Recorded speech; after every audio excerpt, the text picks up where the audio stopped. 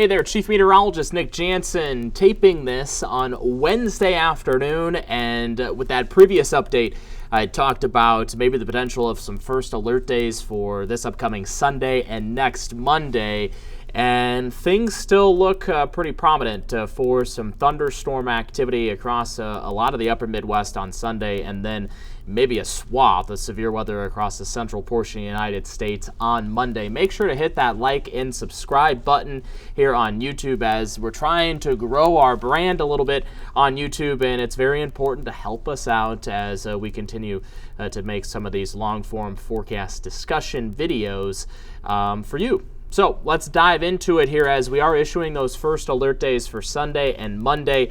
We're tracking those strong thunderstorms. Right now it would be a level 2 threat out of 5.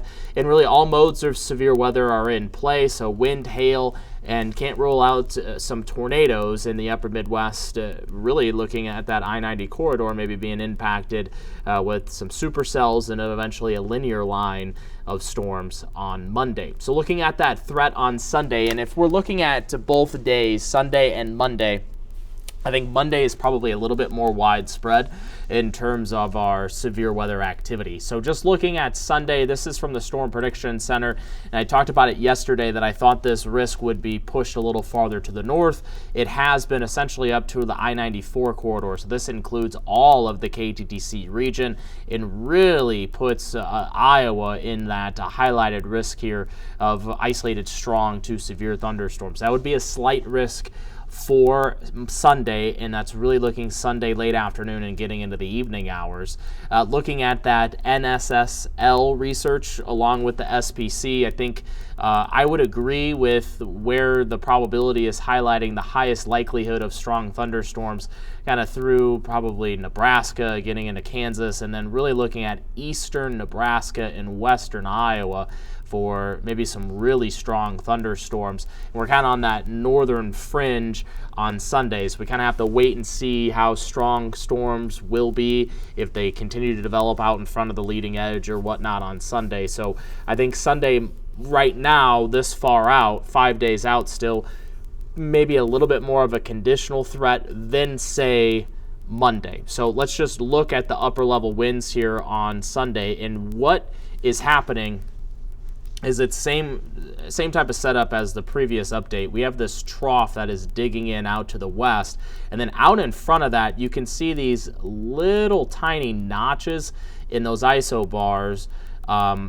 That is what will trigger a lot of the thunderstorm development. So these are called short waves, so it's just a burst of energy, and you can see those little notches right through southern Minnesota and northern Iowa. So that's what we're watching for, though. That's going to give you that vertical motion in the atmosphere for thunderstorms to develop. And we have a good strong upper level jet too, and you can kind of see where the jet stream is at right over our location. So there should be enough energy in the atmosphere for some thunderstorm development on Sunday. It's just a little bit more isolated. And then we'll look at Monday. So Monday's outlook from the Storm Prediction Center pretty much covers the entire upper Midwest, looking I-35 and to the east. And then I'll zoom this out and just look. We could have thunderstorms along a cold front. So what will happen here is we have really dry air back behind this frontal boundary, back behind this cold front. Really dry air.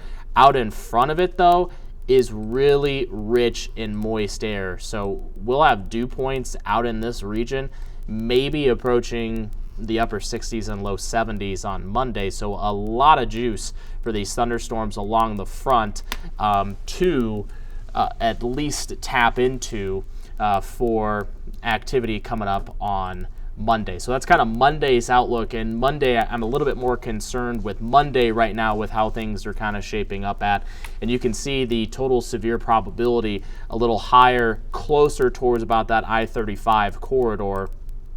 So just looking at the regions here, just to our west is where the highest probability would be, and I think that's because what will happen here is we'll have that cold front, and that's probably where the linear system will end up forming.